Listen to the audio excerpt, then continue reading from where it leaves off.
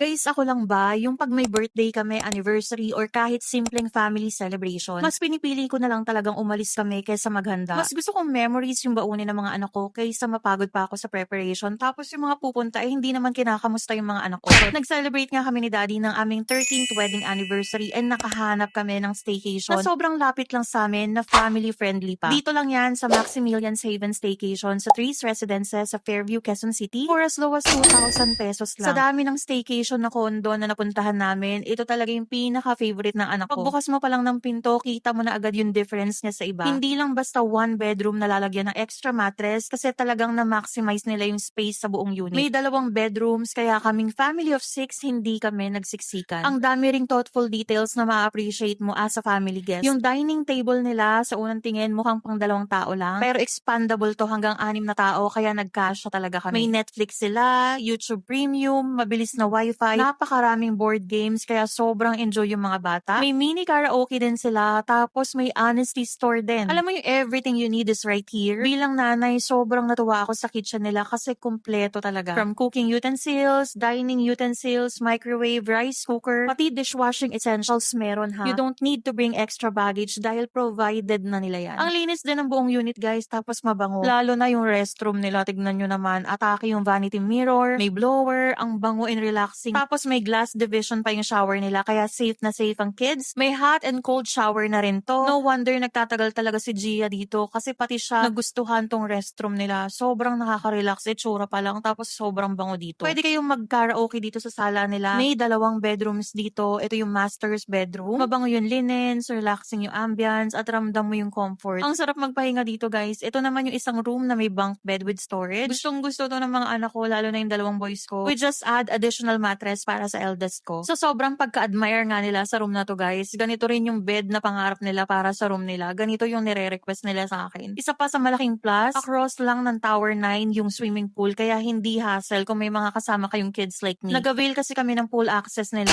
150 pesos lang per person on regular days at sobrang nag-enjoy talaga yung mga anak ko kahit maulan. 3 yung pool nila dito, yung lap, adult, and kids pool. Hindi sobrang lamig ng water kaya kahit umuulan, game pa rin sila. You just need to take note na medyo strict sila when it comes to swimming attire. So magdala lang kayo ng mga tinatanggap nila or acceptable dito sa May Trees Residences. May free parking din dito so you don't need to pay extra. May welcome drinks din sila, complimentary coffee, at may pa-welcome gift pa pag check-in mo. Ang bongga, di ba? Ang daming little details na talagang ma-appreciate mo as a guest dahil first time namin itong ma-experience sa dami ng condo na nabook namin. Sa totoo lang, ito yata yung unang staycation na halos ayaw pang umuwi ng mga anak ko. Usually kasi sa staycation board na board sila